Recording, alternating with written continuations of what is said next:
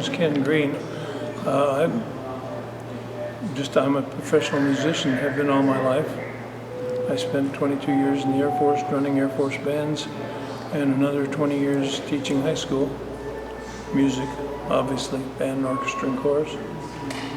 I have a master's in choral and orchestral conducting, and that's basically what I've been doing. When I retired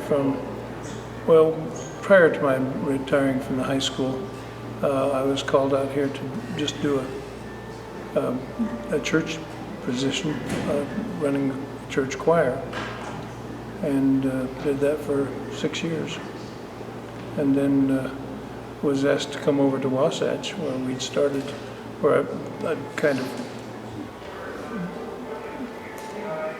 given some ideas about starting music school. And prior to my getting here, they actually, lo and behold, started a music school at Wasatch Chapel. And that was in 2007. My name's David Aguirre, and I'm a volunteer. I volunteered out here first as a church calling for Family Home Evening. We attended a recital, and it's about 6 years ago, wasn't it, Ken? Yeah. And Ken indicated that they needed other volunteers or they were going to have to shut down the music school on Fridays and Saturdays. And since I had some time available, my wife and I decided to volunteer, and we became involved with that. Ken is a master musician. The last time I played an instrument was within the 9th grade, so very different approach. But I've enjoyed it very much. I've learned how to play the guitar, the bass guitar, the saxophones, the clarinet, even play with the bass fiddle once in a while. But mostly it's working with the men, with the music program, with the transition from more of a rock and roll type music school with just electric guitars to now more acoustic music and orchestra, band music. In fact, a full orchestra, which is really exciting. You know, we don't know this. There may be other institutions like our facility that have an orchestra, but I don't know of any. No, I don't know of any either. And when people find out what we're doing, and they go, "You have an orchestra," and they listen to the music, they're astounded. They are literally astounded of what's going on, because you can turn on the internet and you can see other institutions, and they're playing rock and roll, which is wonderful, and I'm glad that we can do that too. But it's a little different to get 26 people to play together with 26 separate instruments that are foreign to them than it is to pick up a guitar with you and your buddy, because everybody's done that in their garage. So this is a step, and what's been exciting is to see that has been the level of excitement even more than the other. In recent months, which surprises me. I think every penal institution in the country probably has a country band or a rock band or a bunch of guys who get together and play and do this sort of stuff.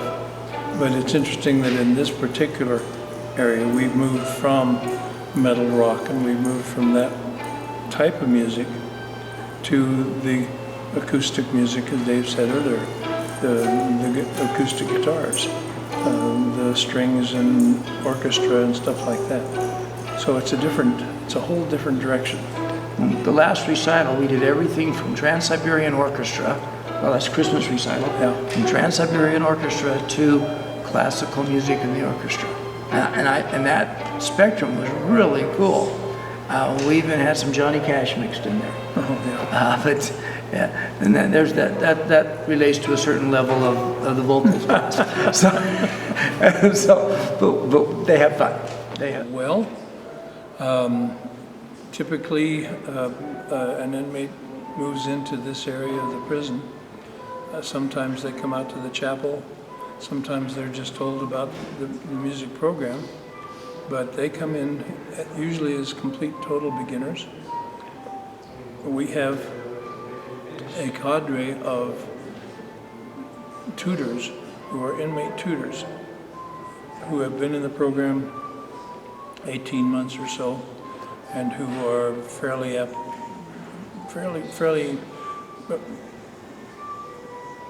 good on their instruments.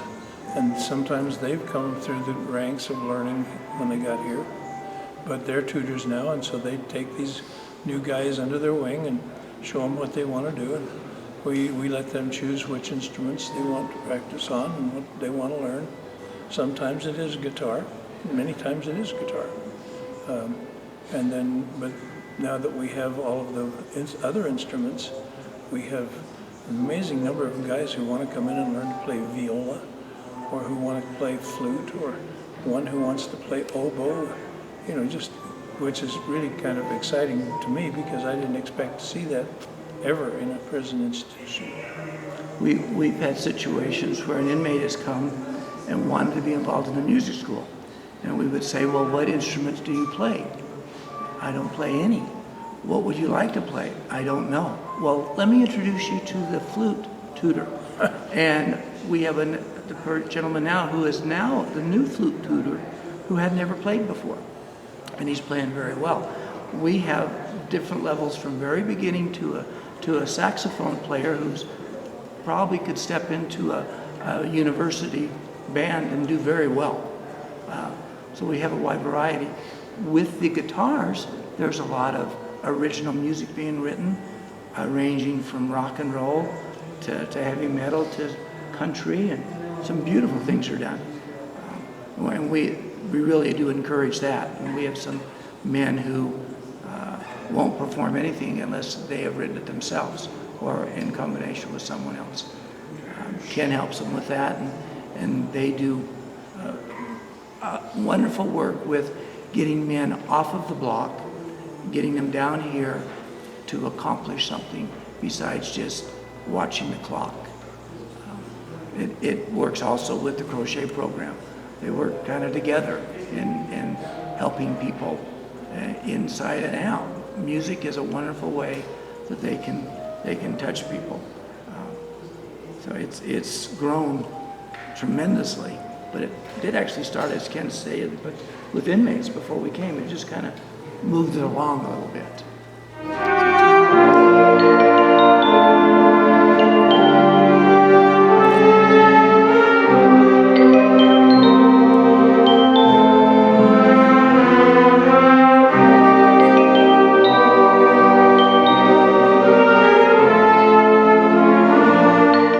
What happened is we started getting violins. We started out with one violin, and then one of my assistants donated a second violin before he moved to St. George.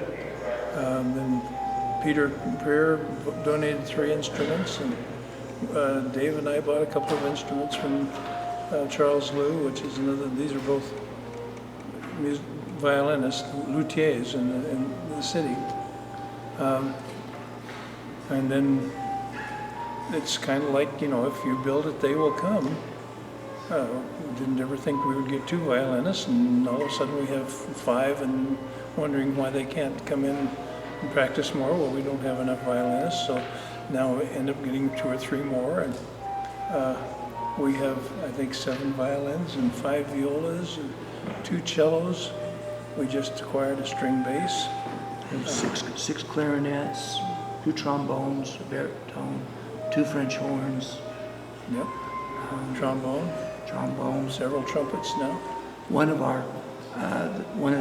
have the 2 cellos. One of the cellos was donated. Another cello, a farmer up in Summit County told me he had a big violin on the wall of his barn, and would I be interested in it? And it turned out to be a beautiful cello, and that he sold his tubes for $100. And I told him that I felt a little guilty that this was a cello worth a lot. And his response was, well, it's not worth that much on the barn wall, so you're welcome to it. And that's how we got it, and the baritone. It's a big violin. So anyway, if anybody has any big violins, big violins, we're interested. Especially those really great big violins.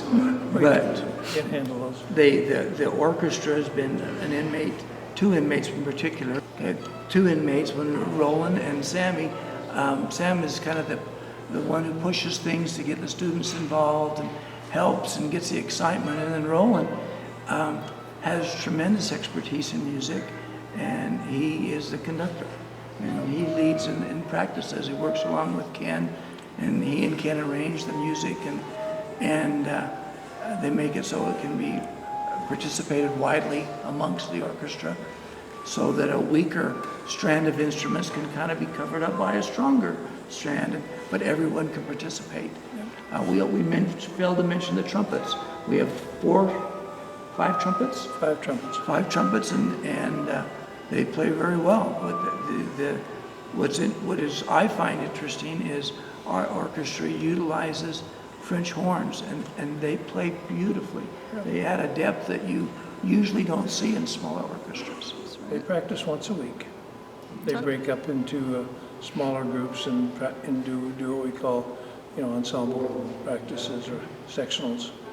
And when we get closer to a scheduled recital, they might get 2 times a week where they all get together on specific weekend times when they're able to put the components together that they've been practicing in sections.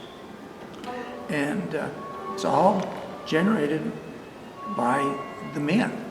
They have taken pride in this, and if someone stops coming, they'll go out and say, "Why aren't you coming? We need you back. You're an important part of it."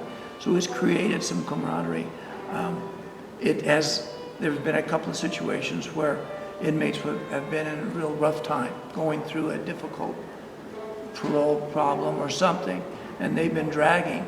And the orchestra has brought them up, where they've had something to look forward to, and some camaraderie, and some level of expertise that's been very good.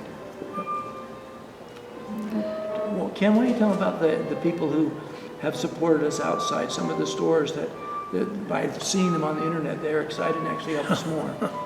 Yeah, we get tremendous support from day music, from Summer Haze, from acoustic guitars. Who else? There's The Utah Electric Guitars have helped us, but those Summer Haze and Day Murray and acoustic guitars, we couldn't have survived without them, with helping up with strings. And I would stop to buy strings, and Hardin would say, "I have a guitar over here that's got a little dent in it. I can let you have it for $70, and it's a $300 guitar. And here, let me help you with strings. We have these other strings that instead of 2 for 1, how about 4 for 1? And they've just been marvelous.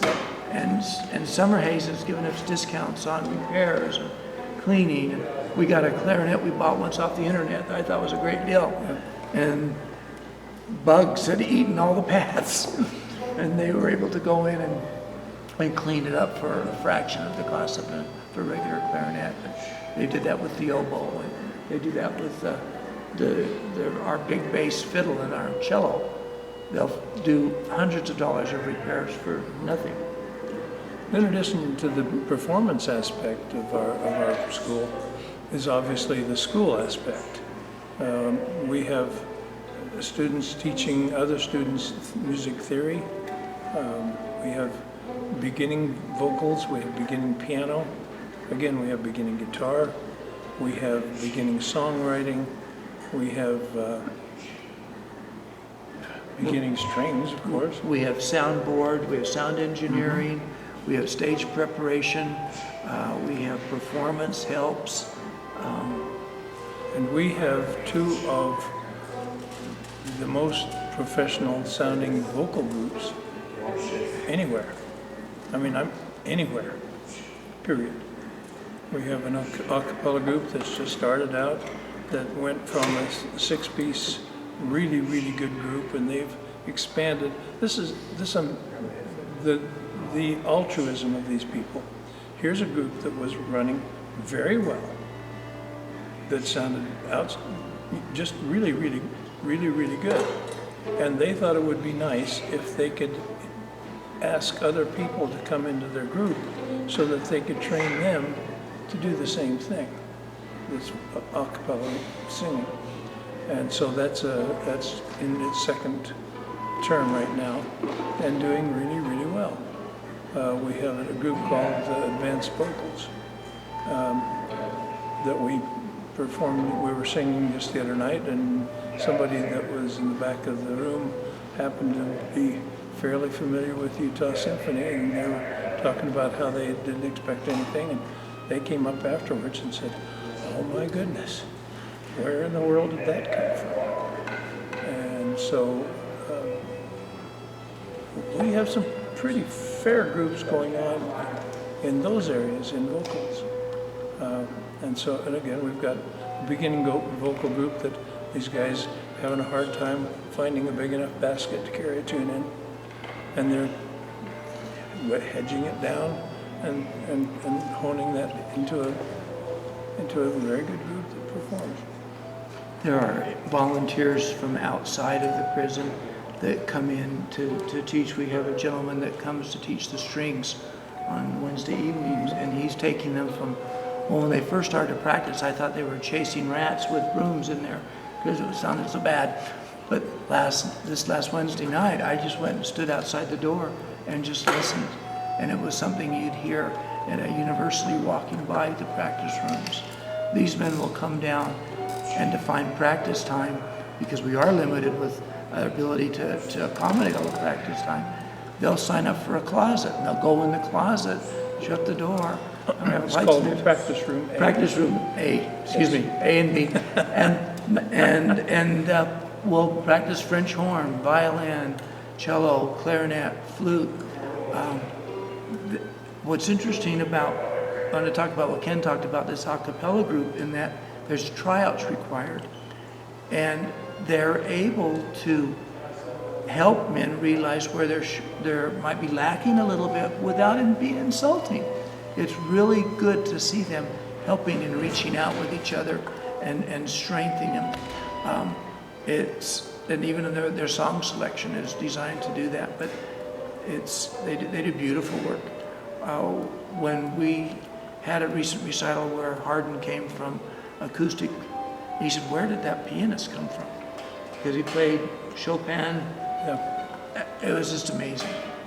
And he's the one who someone with that level of proficiency will sit down with a brand new student and teach them beginning and hand them off to another beginning teacher, then hand them off to an intermediate teacher, and then finally get back up to him and prepare them for a recital. So it's exciting to watch. There is a different feel of the chapel than there is in the blocks and outside in the One of the general things population. Ken told me early on about guitars. I was getting worried that we had too many guitars. When we have a closet full of guitars. And he says, "Well, Dave, if we teach them how to play the guitar and they learn how to write a song and they can perform a song, when they get back on the street, instead of the first dollars they get to buy a bottle, maybe they'll buy a guitar.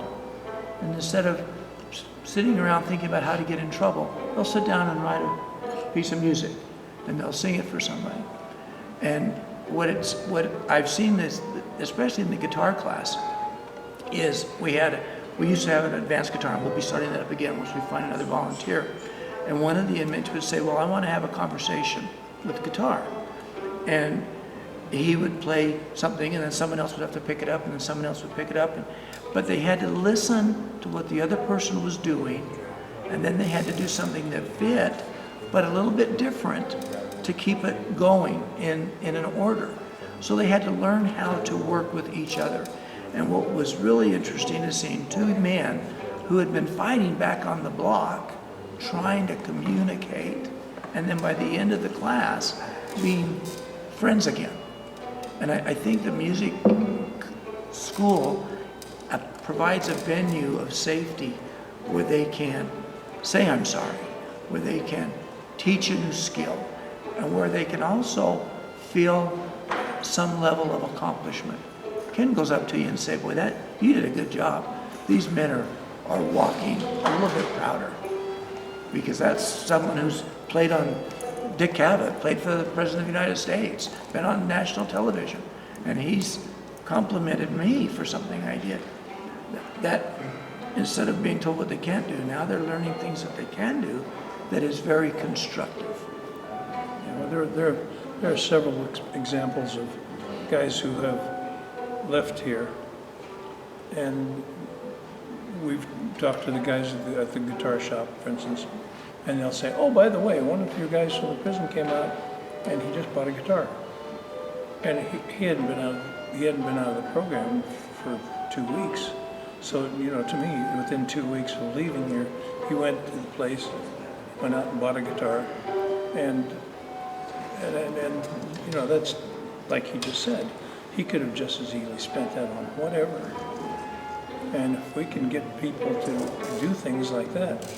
We had another gentleman who left here several years ago who had been working on guitar. He'd been writing songs and went out, looked around, found a nice dinner place and went in and auditioned and got a job playing in there.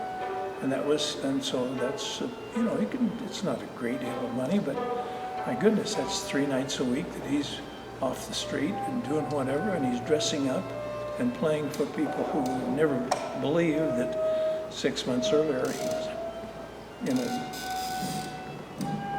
in a correctional institution, you know, and he wears long sleeves so it doesn't, you know, show things that maybe would scare other people.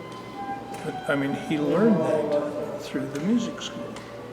And music speaks to the soul.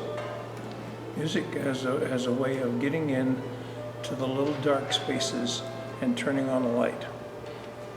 And you see it in choral music, you see it in instrumental music, you see it in the looks on these guys' faces when they come in here and sit down and play a song and have somebody come up and pat them on the back and say, "Hey, that sounds really good." You know, they've accomplished something that maybe they didn't think they could do 3 weeks earlier. And that sort of spirit of coming in, first of all, just coming into the chapel, which is a quiet, calm, reflective place that they can come, that they're not being yelled at. Not too often anyway, unless one of us Unless I've had a bad day. yeah, but they come in here and it's a quiet, comfortable place in which they are being fed, and it makes them grow physically, makes them grow spiritually, emotionally, culturally, in every other way. I think, and that's the goal of the music school. We haven't actually written that down as to what is our goal, but that basically is it, to provide for the growth of the human spirit. And these guys come in and leave here, I think, as better people. But there was a recital not that long ago where an inmate was getting ready to leave. And he wrote a song and he prefaced it, but he said, "Now that I'm going to be back on the street, people are going to ask me where I've been and what I'm doing." So he wrote a song, and the last words were something to the extent that, "I've been in a chapel, feeling the spirit, playing music with my friends." This was a place of safety, and they have to keep rules here. What's been we've seen a big difference is the chaplain has said, if you're going to participate in the music school, I expect you to behave when you're back on the block. We've seen improved behavior throughout by those who participate. Now, not always. You always get a couple of knuckleheads. But most of the time, we've had very little problem. Right. Because they know that if they mess up, they're going to lose the privilege for themselves. But they could also lose the privilege for somebody else. And it's something that is valued here. There was a recital we had not long ago that there was a movement issue. And when that happens, it slowed us down when we could start the recital. The recital was going long, and it was to the point where it was going to have to end. And several people who had been practicing for months, at least weeks and months, couldn't perform. And I was worried. And Officer Drake, he went out without being asked. He went out to the corridor officers and made arrangements for a later movement so we could finish the recital. Now, outside, someone might not think that's that big of a deal. That was a huge deal. That was huge because those inmates realized that he was aware of their practicing, of their efforts and of their accomplishments. And at the corridor, the people who were in charge outside understood also and were Willing to work with willing us. to work with us, which was really an amazing thing, because in the institution, most institutions are very, very firm and very, you know, intransible. They don't move. And it's wonderful to see a certain amount of, yeah, we'll let you, we'll help you out. You also let us know, I don't want to have to do it again. So, Yeah. and that was my fault, because I always like to pack too many songs in, and Ken's always keeping me in line. And so we've had to make some adjustments because of that. But at that time, that was a big deal. And I still think it's a big deal, because now when that officer talks to men, they remember that. They remember what happened, and they're, I think, more ready to listen. Well, and in my life, you know, I'm used to grabbing a piano and throwing it in the back of the car and going and playing a dance job or a concert or whatever. I spent a lot of time I played for the Utah Symphony as their #1 jazz piano guy for 20 years. And so I've done all that stuff, but I'm now of an age where I can't do that anymore. And so you wonder what I can do to fulfill myself, and so I can write music for the orchestra, and I can come in here and have it played. I can write music for my little musical groups, my church choir and stuff like that. And so it's very fulfilling on that level for me. So I get a lot out of it.